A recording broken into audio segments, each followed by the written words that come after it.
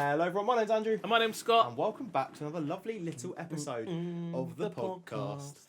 Scott, you've been on holiday? I have. You've been away for the week. was a good We week. didn't just speak for a minute and a half without me realising the camera wasn't recording. But how was your week off? It was a good week. Took the boys down to Weymouth.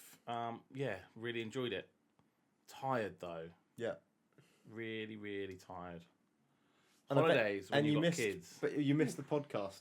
Yeah, we didn't do one. Sorry, that's my fault. I also didn't record a solo video because I was going to do like a cheeky little Q&A. Yeah, you did say that. Yeah, and all the questions were just irrelevant to anything to talk about. So I was like, you know what?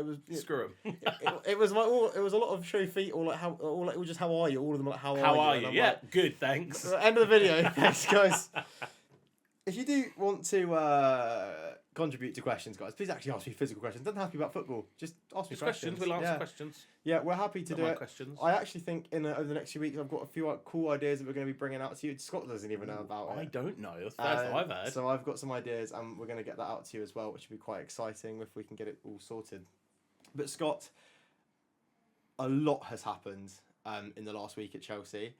News everywhere. This has been probably the busiest week we've had in terms of news. I'm here for news, people. And yeah, it's been a crazy week. Let's start off with some really good news. And that happened probably in the last few hours. I saw it when I was at work. What is it? Mr. Cole Palmer. Oh, he signed a contract extension until 2084, which leaves him. He has to play for Chelsea forever now. Apparently, I feel like I'm Chelsea like Disney. Like we're just doing it. We're just getting as many things as possible into everything. Get them out there. Get them in. Get them all signed up. 50-year contracts. Let's do it. 2033 is the real date. That's of the contract a long way that he away. Signs. That's 9 years. At the guaranteed at Chelsea Football Club. For those of you that can't do maths, that's 9 years. That is 9 years, and that also comes with a pay increase, making Cole Palmer joint on the top earners that under this wage structure. So the top earners at Chelsea right now are Raheem Sterling and Ben Chilwell. Raheem's on like 300k. Chilwell's on 200k. Oof.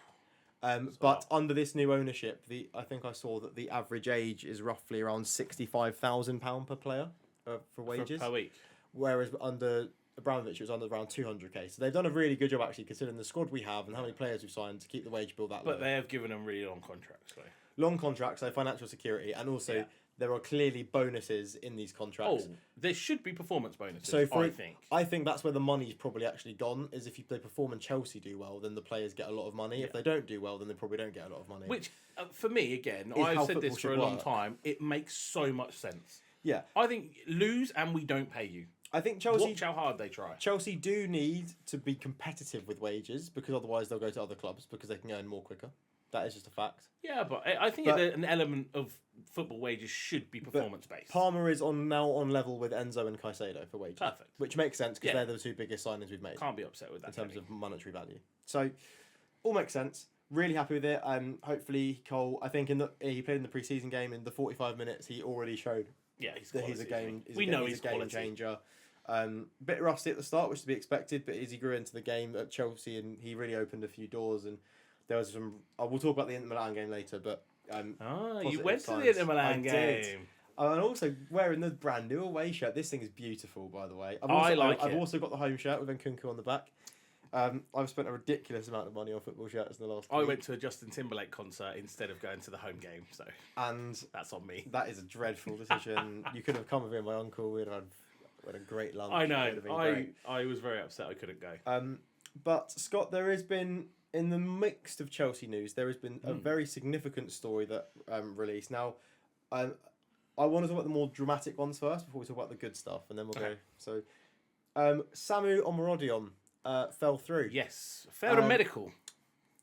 It's a weird reporting. That's what I heard. I read he failed a medical. Some people are reporting he failed a medical. Some people are reporting that Chelsea tried to change the contract last minute because they wanted his player rights, and he said no. I already failed a medical quite badly.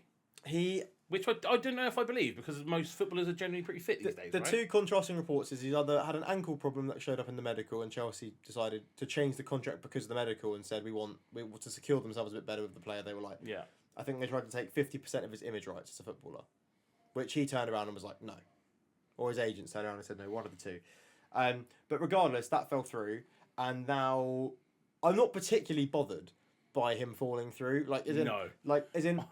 We'll be fine without you, buddy. I think it was a cool. He looked like a very good Premier League sort of esque. If you're going to buy a young striker with a bit of, he's 6'3", physical, strong, very raw. Again, probably not the best fit for the squad right now in terms of he could be, but we have a lot of. But we have a lot of could be's. We don't need more could be's. And I think that ultimately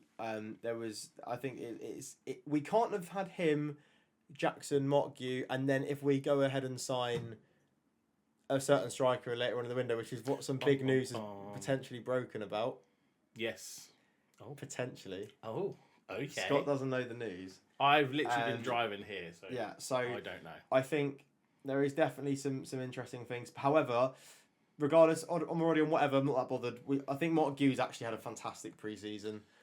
He's looked alright, and he's been really, really good. I'm hoping that he definitely won't play. But well, you hope not, because if not, I win £5. Damn. Yeah, I think this is the easiest fiver I'm ever gonna make. No. I reckon. Anyway, we'll get to Enzo ain't gonna do me like that. He's definitely gonna do it like that. However, that has a huge knock-on effect on the Conor Gallagher deal. Now, Conor Gallagher agreed a fee to Atletico Madrid. He hasn't signed his contract, but all of the personal terms have been agreed. The medical's done. Today, he got flown back to England. Well, there was pictures of him in shirts and all sorts. Yes, they've done everything except... I saw all the stuff. Except sign the deal. Okay. Because they thought Omarodion was going to go through, and as soon as both deals went through at the same time... Apparently they need to get rid of players to buy players. They need to sell. The money they need is from... Yeah. But they don't... But Atletico Madrid aren't going to leave themselves in a position where they break financial fair play. So that's essentially the main crux of it. So what that means is that Chelsea obviously don't want Gallagher and have brought him back to England and to train with the under-21s. Yeah, what's the point in that? I want to make a point that the treatment of Connor and Chalobah, Big Trev, and Armando Broja, and Emmanuel Broja, making them train with the under-21s is a disgrace, and I can't get on board with them doing that because not so much Broja, but I mean he come through the academy as well, right? So we are now bringing players through our academy system, playing them, and then we don't want you anymore. Go train with the under-21s. I think he deserves better than that. I'm really upset about it, if I'm completely honest with you. I hate it. It's horrible. In my head, there are two reasons. I'm going to play devil's advocate for one, and then I'll tell you what I really think. What's the point of them coming into the squad to train if they have absolutely no intention of it? If Chelsea, the club, not the manager or the squad, have absolutely no intention of having him there. Just cancel their contract. Why should they train?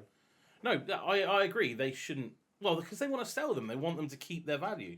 What if we don't sell him this year? What's he going to do? Just rot in the reserves? I think they're in really dangerous water with both of these deals if they want to get them to go, because judging from the pre-season games I've watched, Trevor Chalobah is still our best centre back, and I can see the argument for selling Conor Gallagher.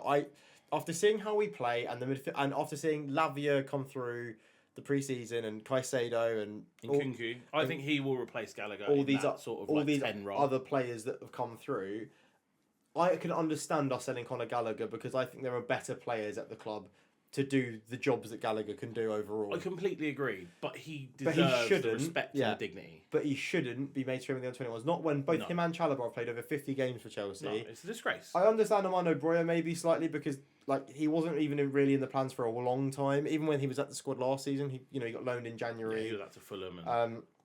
didn't even play well for Fulham. Played barely any in pre-season, and when he did play, was dreadful. Yeah, fine. But Gallagher was captain. But Gallagher and Chalobah both captained Chelsea last season, and we're treating them like this. And it's a disgrace. It's the worst run. And I think it shows really who this club is and who we are now, and not who the fans are, not who the squad is, not who the manager is. Because I think if the manager had his choice, I think all of these players would be staying and other players would be leaving. But it was disgraceful, and I don't really get it. I don't really understand it. Interestingly enough, when we talk about centre backs, Axel Disasi was available for the last pre-season game. Didn't play.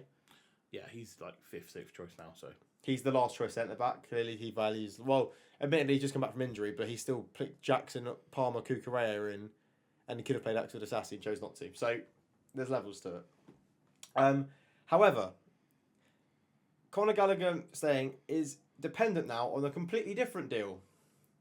Yes. Who is a familiar face in the blue shirt, who I actually saw someone wear the shirt at the Inter Milan game, like a home shirt of João Felix on the back. And I said, oh shit, yeah, we had him. Yeah, we did, for 6 months, wasn't it? Yeah. And apparently, if we sign João Felix, Raheem Sterling will leave. Well, I can't say I'm upset about that. I'm gonna say something about João Felix. But leave where? And you might exactly. Leave where? To the wages. Juventus apparently are interested in him, but there's no way they're paying 300k a week for him. This is my point. If we didn't sign Kiernan Dewsbury Hall. Oh, I forgot we had him. And we were saying we're going to sell Gallagher and buy João Felix, I get that. Because it's a like-for-like player and a like-for-like position playing an attacking 8 role. He's better in going forward. Fine. I like João Felix. I think he did really well first time he was here. But replacing replacing Conor Gallagher with João Felix and then sending Raheem Sterling means João Felix would then basically be brought in to play left wing. João Felix is not a left winger. No. And he's definitely not a left winger in this system. And I actually don't think he's that good. I think he flatters to deceive. I think, and I saw someone's opinion on this, and I genuinely couldn't agree more. He is the best average player in the world. It's so true. And is the worst best player in the world. Yeah, he sits right in that gap between he's like an okay footballer and is a really good footballer. He sits right in the middle of that. I can't work him out. João Felix has the potential and has ability to be, like, on his day, genuinely unplayable. I think his range is too big, though. And between his good performance and his bad performance. Yeah. Like, it's a massive gap. I think we're forgetting, Lampard didn't bother to play him when he came in and placed him. Pochettino didn't want him. Chelsea wanted him. Pochettino said no because of his work rate and saying he's too lazy. Yeah. He's not better than Christopher Nkunku. No. He's not I don't think he's actually better than any of the forwards we have. I genuinely don't think he's better than any of them. I mean, he's better than Raheem Sterling. I don't. I think if you're playing, I don't. If you're looking at actually what they contribute, Raheem Sterling actually contributed more in both in the one season they played together more than João Felix. Look, João Felix is a nice player on the eye, and I think I look back at that season and I think João Felix was a highlight of the really bad season under Potter. You know, he was the best of a bad bunch, wasn't he? But João Felix wasn't good. He scored 2 goals. I think got 2 assists. Like, admittedly, it was in a team full of underperformers and who were really terrible. And the reason why I think Chelsea fans took to him was because he was the only player who looked a bit fun to watch. He was kind of a big name signing, even though he's not really a big name. Same with Mudryk. Like, yeah, that first season, I think people would enjoy watching them play because they were dynamic. Yeah, and he just did something a bit different, right? But I don't think as a long-term signing, especially if he hasn't made it at Atletico Madrid. He didn't make it at Barcelona last season, and they weren't even that good last season, and they didn't want to keep him. There's got to be something there, hasn't there, where all these big teams, including us, just don't really want him? Like, is he actually not that good? I think it is because he's not good enough, and I think, he, again, has flashes of this really brilliant player. Yeah. Who you genuinely think, okay... He could be amazing. Where, like, when he was brought in from Benfica... But he didn't even play for Portugal, did he? In the Euros? I don't know. Bench? I actually don't think he made the squad. No, he was in the squad, surely. I don't remember him playing. I don't remember him playing, now you say about But what I would say about João Felix is when he got signed from Benfica to Atletico Madrid, I think they thought they were getting like the reincarnation of Kaká. Yeah. This really incredible, fluent attacking midfielder. Love Kaká, by the way. Too good. And I think he showed glimpses, but he never really fulfilled his potential. And I think we've got to play... The same way I kind of look at Kaká in a way. He fell off when he moved to Real Madrid. Like, he really fell off. Like, he didn't perform the way he could... and I think João Felix is kind of the same thing. Was amazing at Benfica, really well at Atletico Madrid for the first season or so. They loved him. You know, he was getting in the team of the seasons, whatever. Then just fell off and just really didn't continue. He's lazy. He's not clinical in front of goal. We saw that in the blue shirt. He wasn't clinical in front of goal. And I just don't think it's a signing that really makes a lot of sense. And the only reason we're signing him is to sell Conor Gallagher. Yeah, it doesn't seem right, does it? No, and who would you rather have? No one. Pick one. Conor Gallagher or João Felix? Yeah. Conor Gallagher. We're going to spend Correct. We're going to spend more on João Felix for a player who's going to offer probably about the same output. in terms of like in front of goal, because that's what we're buying him for, right? We're not buying him to sit and defend. And I just don't see a like-for-like replacement as a winger for Raheem Sterling. I'd rather keep Raheem Sterling on the wing than play João Felix on the wing. Because João Felix isn't a winger. No, yeah, you're right. And that means then Nkunku gets pushed to the left. And then we're ruining what's good about Nkunku. Nkunku's in his best position when he's behind a striker. Yeah. And I just don't think it makes a lot of sense. We've got a lot of players sitting in that kind of 10-8. But there's a lot of players in this squad. It's a bloated squad. We went for it in the keep sell loan. Like we sold like 10-ish, loaned about 8, and we still had way too many players overall. Still had at least 2 for every position. Like the squad depth we have is ridiculous, and you know, I apparently according to reports, the sporting directors are working 16-hour days for outgoing. So where are they going? Because I'm not seeing the progress. We're a week before the end of the season, and Maresca's got 35 people in a training session. Like that's too much. Well, apparently they're trying to get rid of at least 15 players. Yeah, and I think when I've heard that they're working on deals and trying to cut the squad, but I mean it's the start of the season next week. Like, where are these guys going to go? People are going to want to have players in reasonably quickly. Yeah, and we're trying to offload players on 58-year contracts. Like, well, where are they going? Here are the players that I big think wages. Petrovic, they want to go to Strasbourg and loan him. Right. Right, because he's now gone, Petrovic. We haven't even seen him in training, so maybe he's in the under-21s. Who knows at this point? I've not heard anything about it. You go, Chilwell's done. Like he's done. Like he hasn't played a minute. He's played 2 games in pre-season. Hasn't played a minute since. Chilwell's done. Completely finished. Unless Maresca's trying to build him into a system where he can finally adapt to it. But I don't see Ben Chilwell adapting to this system at all. No, it's not his game. He's also too old now to adapt. He's not that old though, is he? He's 28. Is he? I thought he was a bit younger than that. We might be 26. I can't remember. It's one of the two. 27. We'll go 27. I think if you got Conor Gallagher's gone, Trevor Chalobah's gone. Okay, fine. That's a few more players out of the squad. I think we will see. I do think Madueke or Sterling could leave. Sterling for sure. We're open to offers for Madueke, which I don't agree with. Oh, I like Madueke. Noni is all right. If you look at our wingers, he's been good in pre-season. Madueke has been better than Mudryk. What are we doing? Sorry, Madueke is better than Mudryk. If we were going to sell Madueke and bring in... Why would you sell Madueke? It's amazing. But if we did sell him and you told me we're going to go buy a world-class right winger, I'd have been like, you know what, fair enough, because Madueke isn't world-class. But we're not. We're just selling players for the fun of selling them. So what's the point of selling him? And also, like, I think they're putting a lot of stocks on Kendry Paez and Estavo William coming in next season and being these world-beating youngsters. But people forgetting they're 18 years old, coming from leagues that aren't physical, coming from leagues where they get space. They're not going to get that in the Premier League. And while I think that they are definitely worth the hype, because they're playing senior football at these ages and doing really well, and playing for their national squads and doing really well. Playing against men's football. Yeah. Like, these are young players who are worth being excited about, but they're not worth putting pressure on in the way I think Chelsea are planning on doing. Do you know what? We need to do a podcast where you don't stress me out about our transfer policy at some point. Well, it will be when we're out of the transfer and we're just talking about games. Then I'm stressing you about games instead. No, I don't mind getting stressed about games because that is what we love. We love football. I don't love the politics of transfers.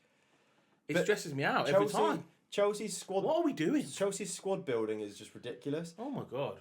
The only caveat I would say, and I think it was good to remind. It was someone reminded me of this the other day and was like, Chelsea have done this before under Abramovich, but in just a less scale. Where like the money side of it didn't sound as bad. We buy like 6 players, but that was it. Yeah, but what I'm trying to say is there was at one point under the Abramovich era we had 45 players out on loan. Yeah, but most of them were kids. But they were all kids that we'd bought from other countries, exactly the same what boys are.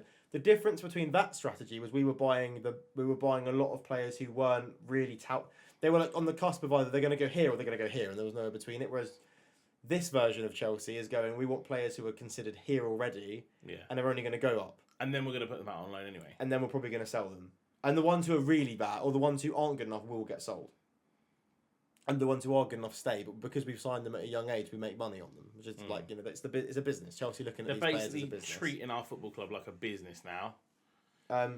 Now, but a ridiculous business. I do think that the owners want to win. Yeah, I mean, I just don't think they're doing it the right way. I think they want to win. They don't know how to win. Yeah, and I do think the heart's in the right place to an extent. Well, it has to be, right? You're not going to buy a football club for billions and of own pounds. a football club and spend all this money if the end goal is not to win. Yeah. However, how they are going about winning and their wrong. plan and their process to create a winning environment is not working. No. Hasn't worked for 2 years. Yet. I will say yet because I do. Yeah. I do. We do think we'll win the Conference League this year. I want to back this team. But it's just not... I mean, I speak to a lot of Chelsea fans. We speak. And, well, the little that we know, it just doesn't resonate with how we have seen winning teams in the past. I have seen Chelsea win. I have seen Man United win, Arsenal win, Liverpool win, and they've not done what we're doing now. No. We've always had experienced players, leaders, just good quality. I agree. I don't know. I just think, but I think that the way they look at this is if they invest all this money early and they just keep topping it up with younger talent throughout the years, then Chelsea will, first of all, always have a squad that's competitive because we'll always have the best talent in the squad. So if players become out of form, then we have people to replace them at a young age who then expand and grow and become better. I'm not defending the policy. I'm just saying this is what it is. The problem with young players is they need confidence. And they're barely going to play. If they stop winning, which they have done, they're not going to know how to win. You need players that know how to win. That's what I've been saying about City for the last 6 years.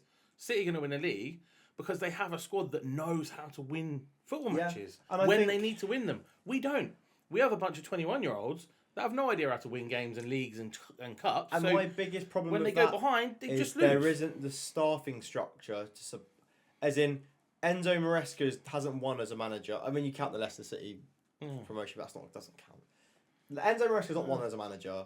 If you were putting this squad under another Pochettino, by the way, I'm not counting PSG trophies as a trophy because it's PSG and they have that's Farmers League. But like you put, here's a really good example. Like you tell me that we're gonna go and put Allegri. I hate Allegri, just to clarify, but you tell me we're going to get Allegri as the manager, then I kind of get it because he's won trophies, he's taken teams to the next level. Conte, I get it. Tuchel, I get it. Yeah. They've won stuff. They're winners. Big name managers. But this is not about that. I just think there's a wider problem that our squad building is a mess. Like, João Felix for Conor Gallagher doesn't make sense. And then selling Raheem Sterling to make the hole for Felix to be able to play doesn't make sense. Like, none of that makes sense. But you have 9 goalkeepers. You've just signed another one, or 8 goalkeepers. You've just signed another one, which is Penders, who's just another player you've never heard of. No, wait. The 18-year-old from Genk who looks like Thibaut Courtois. Oh, I have, yeah. I've obviously not heard of him, because that would be crazy, but I saw it. The 18-year-old, well, we haven't actually officially announced him, but it's done. The deal's done.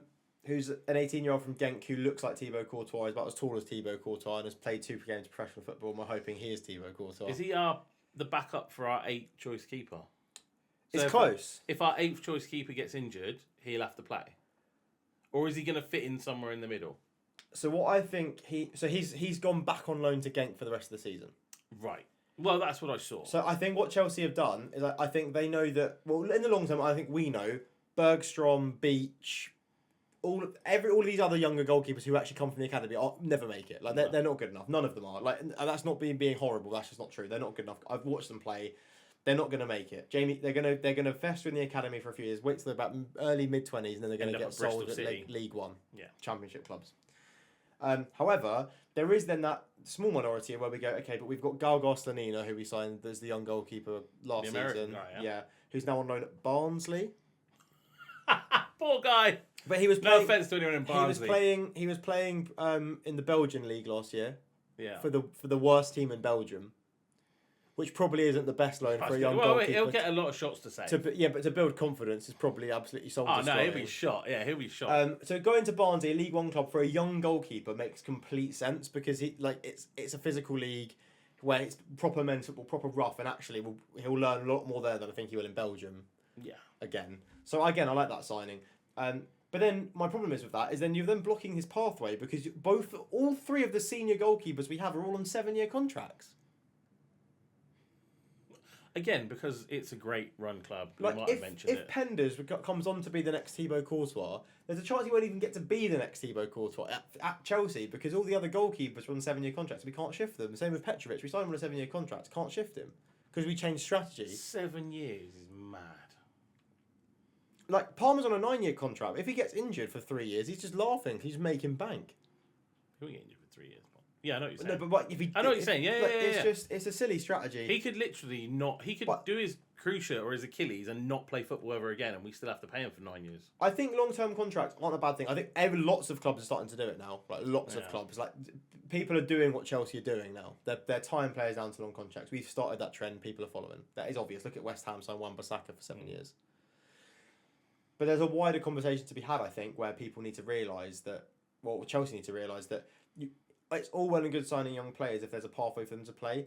There is only 6 international loan slots. The rest have to be in the UK. I'm telling you for a fact that is not going to happen if you keep signing all these young players. They're not going to go anywhere. They're just going to fester in the academy and not play. Because then we're ruining our own talent for that. Like, and if we were talking about Trevor Chalobah playing at AFC Monaco and was called Steven Bamba, we would be signing him. Because he's better than Axel Disasi. Will they not just loan all the players to local clubs in England, Leyton Orient and then they're not getting loaned to the level they deserve. Like Alfie Gilchrist to Sheffield United, brilliant loan, perfect loan for him. Championship clubs take loan players all the time. Though. Yeah, but we have too many players to loan. Yeah, we should just buy another team. It worked under we did a Strasbourg. It worked under Abramovich because the rules in place weren't strict at the time. You could loan to any club you wanted. Vitesse Arnhem could take 8 players and it didn't make a difference. You know, whereas now it doesn't work like that and you don't have the same pathway. And I just think, it's a mess. João Felix, I don't want at the club. I don't think it's worth it. If we're selling Conor Gallagher and we want an Atletico Madrid player, I'd rather it be someone else. Yeah, I actually would rather Omarodion because at least it kind of makes some sense because we'll get value out of him later on down the line if we didn't. It's more than we'll get out of João Felix. João Felix is only going to go down in my opinion. So, a mess, isn't it? The whole thing's a mess. Please prove me wrong. But Scott, I want some good stuff to talk about. Do you have some good news to share? Because I am 27 minutes in. I am stressed already. There has been a lot of back and forth in the last few weeks. Tell me, talk to me. Over Victor Osimhen. That can only be good news. A couple of days ago, Napoli put a bid in for Lukaku, a straight cash bid. Did they? Ooh. Again, the resource wasn't one of the top ones, so I don't want to. But it is a good one. Like it's a source that is either it's 50-50. They're either completely right, or they're completely wrong. I mean, isn't that just everyone? Well, no, because the Sun will report absolute waffle 24/7. Yeah, true. But there's a source from Italy, but it's not been reported from England. So we're going off an Italian source, and again, this source is very in the middle of it being whether good or bad. Like they get a lot of rights, but they also get a lot of wrongs. We think Chelsea would just bite their hand off. Any offer for Lukaku? They're offering like 20 mil, and when he's his book value's a lot more. So I think they're just trying to be careful. So because obviously you know how strict PSR is, we don't want to be fiddling around with that. But the way Chelsea are now looking at it, Chelsea originally only wanted Osimhen on a loan. Yeah, and I think I kind of get why. We've signed a lot of big name strikers in the past, and they've not worked out. The news that's broke tonight is that apparently Chelsea are now finally considering a permanent signing of Victor Osimhen, using Lukaku as the make weight in that deal. Chelsea probably chuck a few more million on top because Osimhen's a better striker, and we get and sign Victor Osimhen. And then not signing Omarodion makes even more sense because there's Do you think they've just gone? He's failed a medical. He's got. I reckon they've absolutely bullshitted this on Rodion's right because they've realised that they can't have him and Osimhen together. No, that'd be a joke. And I think Chelsea, after seeing Mark Guerin play in pre-season, they're probably going, all right, we can go into the season. They're probably going, Mark Guerin's definitely not going to play. Safe's got a fiver. We can definitely see Mark Guerin, Jackson, and Osimhen being the 3 strikers. Yeah. And that makes complete sense because even when Omarodion was joining, there was talk of him getting loaned out immediately as soon as he hit the club. Which for a £35 million signing is ridiculous. It's just stupid. But what club are we supporting? Victor Osimhen. That is what I would get excited about that. We've only made two signings so far. Well, one signing so far that's actually made me excited in this whole window. But Victor Osimhen would be number 2. Victor Osimhen would be absolutely brilliant. I think. Do you know what it is? Even if he has it happens, and I don't think this will happen with him because I think his profile is completely different to the strikers we've signed that haven't done well in the past. But I think even if Victor Osimhen at the moment in time didn't do well for us, the fact that we're showing okay. But we're showing ambition to go and get the best striker. But that's the problem with Chelsea in the past. We never complained about us signing these players, even if they didn't work out, because at least the ambition was there. Yeah, like Shevchenko. Torres, brilliant signings. I just loved it when they as came a signing, they're brilliant. They're high. Crespo. Deadline day. No, Hernan. the Torres deadline Stop day. it. Torres deadline day was one of the best brilliant. things. Even if they're terrible, I don't care because I want Hernan Crespo on my team. Even when we signed, I love the deadline day, regardless whether what you think of the actual player, but the deadline day drama with Enzo and Moises Caicedo, both of them, regardless of what you think of them as players and if they've really hit well. But the fact they were on deadline day and it was all last minute and we were fucking off Liverpool fans, we're fucking off Benfica fans, and you really feel like this is proper Chelsea are back, and you're like, and you love it. So Osimhen's a good signing. So It's a big name striker, and also is exactly what this squad needs, I think, to basically start to look like a team that could challenge for a long period of time. Yeah. Because he's a striker that gets you 20+ goals a season. Hopefully. He is. He's done it in his career. He was injured a lot last season, which is a worry again. And the problem is, I think a lot of the really good players are actually very injury prone. All of them. I'm not even talking I think that's just across football. A lot of the, even if you look at Bayern Munich, Kingsley Coman, injured all the time, but a brilliant winger. Mm-hmm. Leroy Sané, bad injury record. There are a lot of the top players that we know are good have bad injury records. I think that's because players, they get targeted a lot more in games, and the game's too physical. But speaking of, but Osimhen would be great. But speaking of players with bad injury records that are joining Chelsea, but really exciting, who was your other transfer that got you excited, Mr. Wright? Pedro Neto. Bum, bum, bum. Not only did it come out of nowhere. It was a bit of a straight out of nowhere. Which, by the way, it felt so refreshing to have a big player just come out of nowhere. Bam, Pedro Neto. What? He was linked with Liverpool, linked with City, linked with Tottenham. We got him. It's pretty crazy. Also, I have already created a chant in my head that I think we should be going with. And they used the song in the transfer video. He's like, Pedro, Pedro, Pedro, Pedro. There's a TikTok sound. I'll play it for you after this. I've not, There's a song that is called Pedro, Pedro, Pedro. Really? And then but all we need to add is Neto in after a few Pedros, and we've caught an absolutely worldy of a chant.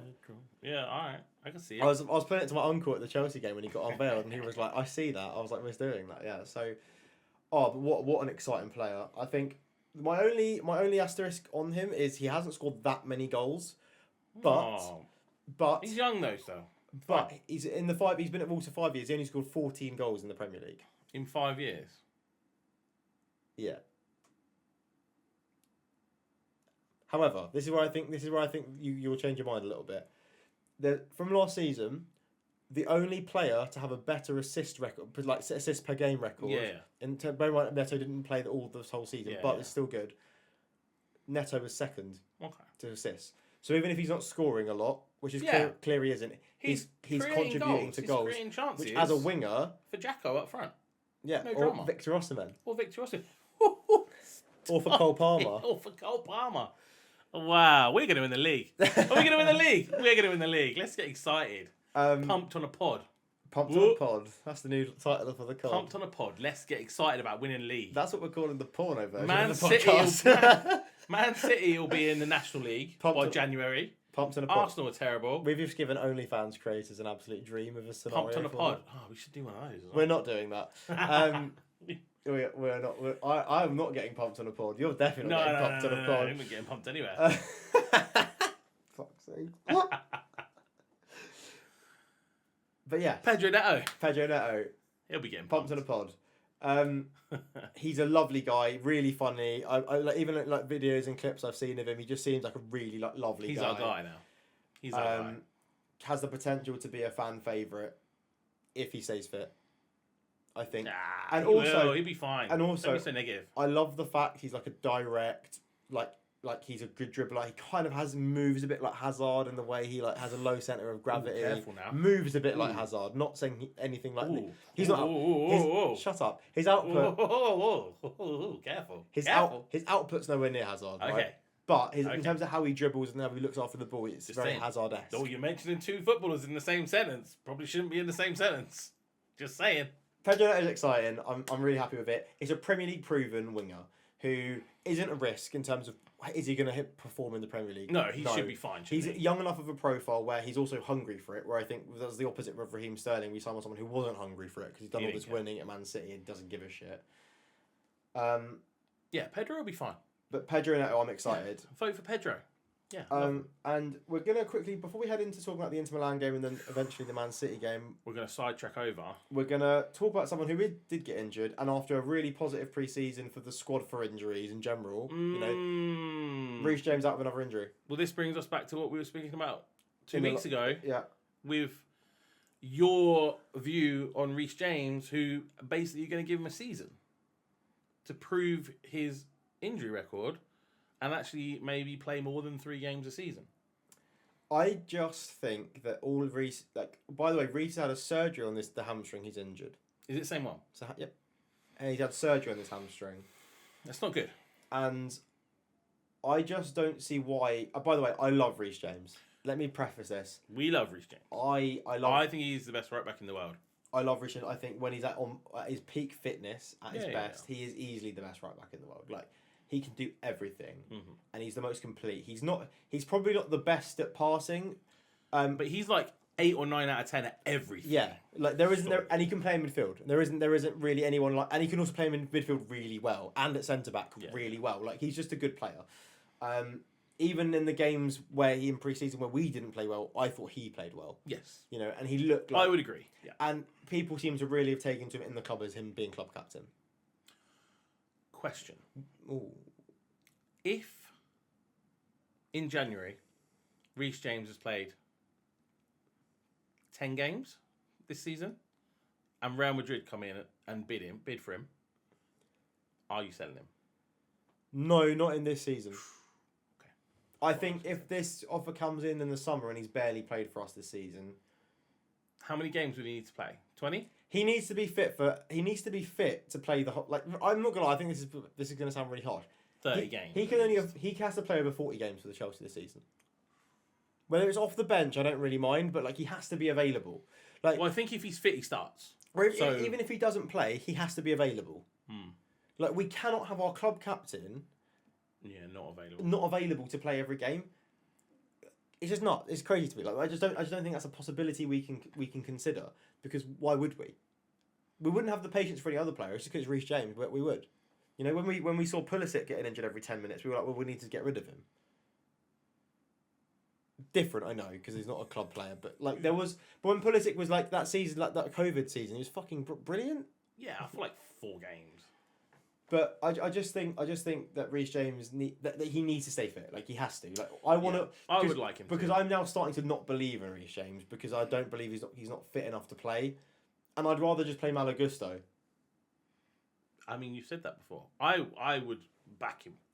I think you have to help him out. I think I would back him. I'd keep him, look after him, mend him, fix him. We've been doing that for 2 years, Scott. Yeah, it's fine. Getting injured. I don't care. I think one player you can do that with. I would pick him. I'd be like, Reece, don't worry about it. I want it to work. I want it to work. Stay fit, please, Reece. Do whatever Thiago Silva did to his body to keep himself so fit. Like, Thiago Silva. Like, you clearly need to do more to stay fit. Like, he has to. Clearly his recovery isn't as good as it should be. I think that's just a bit of life advice for everyone there. If you can be someone, be Thiago Silva. Just a brilliant bloke. Just be him. Just be people out there watching. Yeah, just be all Thiago 10 of Silva. you. Be Thiago Silva. If that's an option in your life, be that guy.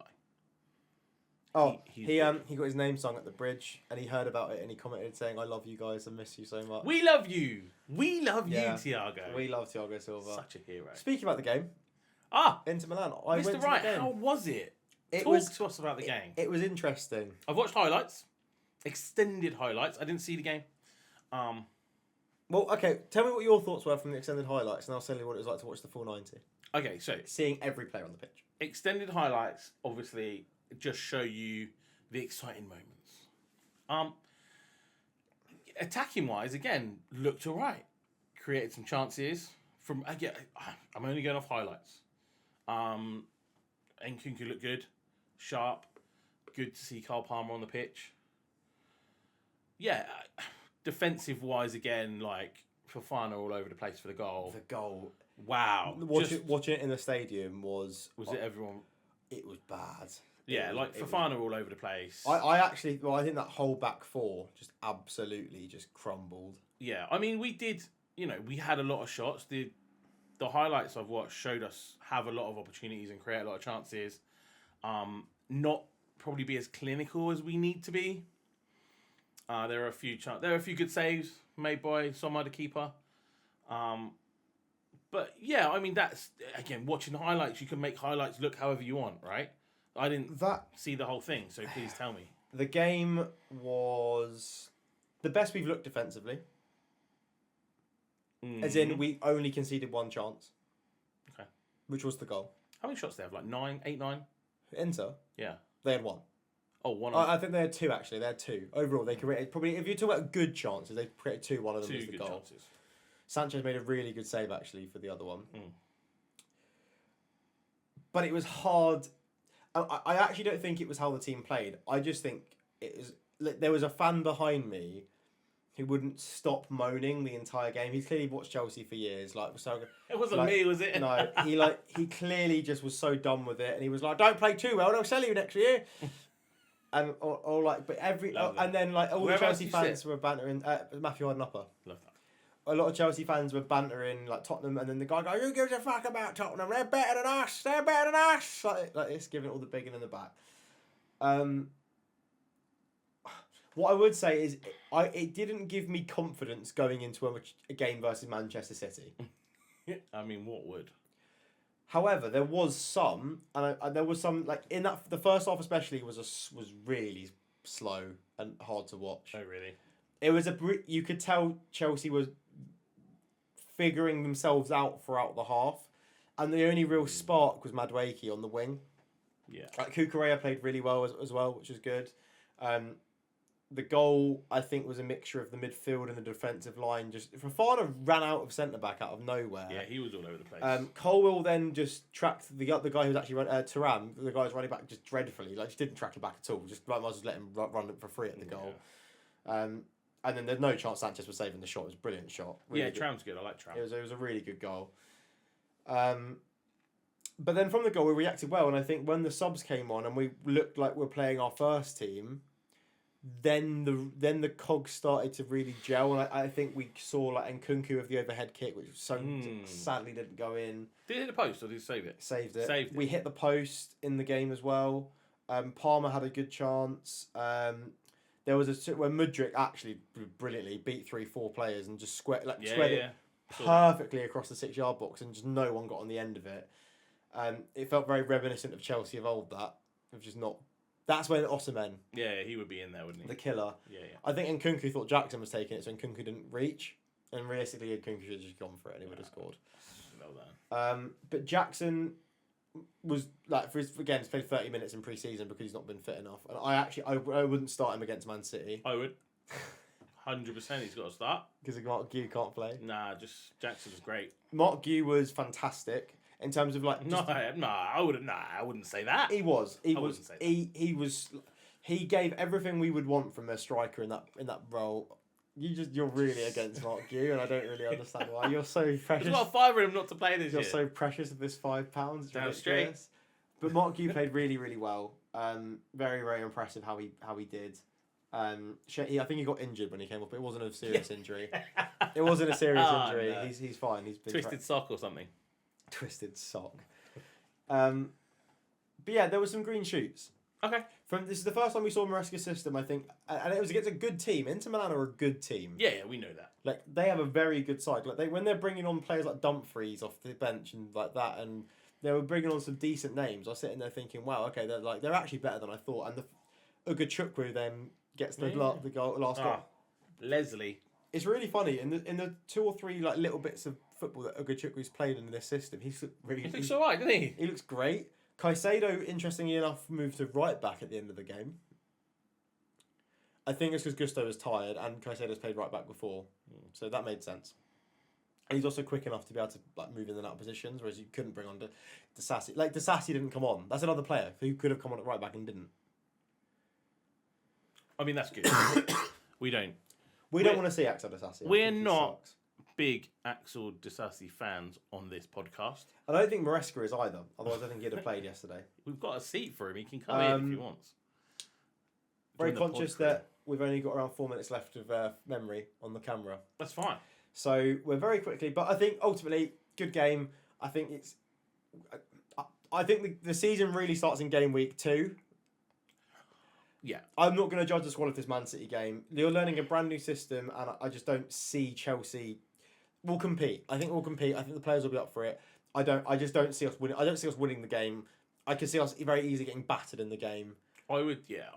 But if we don't get battered and we go ahead and we win 1-0, or I'd take a draw, or we get a draw, then that for me that's a positives. We want even if we lose and we lose, but if we lose and we lose 1-0, but we played really well against Man City, I'm not too down about it. I don't like losing, so I want to draw. I don't want to lose, but I'm saying I want to feel confident leaving that City game. Yeah, play well. Yeah, they've played well and they promise. Scott, really quickly, and it's going to be hard. Be quick. Chelsea 11 against Man City. Go. Gusto, Fofana, Colwell, Cucurella, Enzo, Caicedo, Neto, Nkunku, Palmer, Jackson. Sanchez in goal. I don't know.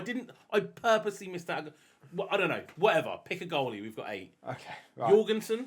Yeah. Why not? Yeah. Whoever. My 11 would be... Yeah. Petrovic? Sanchez in goal. I haven't seen Jorgensen. I'm just going to go with what I've seen. Jorgensen hasn't played, and he's played one game. I don't know anything about the guy. I'm throwing him in there. Back 4, Gusto, Colwell. I'm actually going to start tossing. I think Fofana looked really bad. Yeah, I'm not sure about. He was bad for Fulham last season. Cucurella, Caicedo, Lavia, Enzo. Oh, okay. And Nkunku. What have I got? 4-4 so far, right? Yeah. Oh no, maybe not then. We've got 3 more players to go. Enzo Lavia, or Enzo Lavia or Enzo Caicedo. I don't really care which one, but one of them starts. Nkunku, Neto, Palmer, Mark Gu. So pretty much the same 11, except pretty much the same. And tossing. Yeah, not tossing. Not for me. Not for me. Or Badiashile. Yeah, I don't mind Badiashile. Going Lavia. Wow. Okay. He's been our. I actually mean this when I say I think he's been our best player this preseason. I'd like to see him play. He's been our best midfielder. We didn't see him at all last year. I'd like to see him. He's been the best midfielder this season.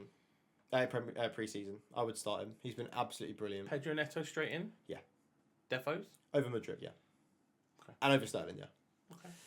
But I think that wraps up the podcast nicely. Those are 11. Do you want to do score predictions? Yeah. 7-0 Man City. Nice. I'm going to go 3-1 Man City. A positive pod to start the season. Woo! Come on, Chelsea! Yeah, come on, Chelsea. That's going to end it for today, guys. Hope you enjoyed. Please like, please watch, please subscribe. Please do all the things that we ask you to do. Turn on the notification bell. Scream, shout, let it all out. Wiggle it around. And I'll see you guys in another little episode of the Bevan and Wright We're going to be celebrating Chelsea beating Man City next time. See you next week. Let's go.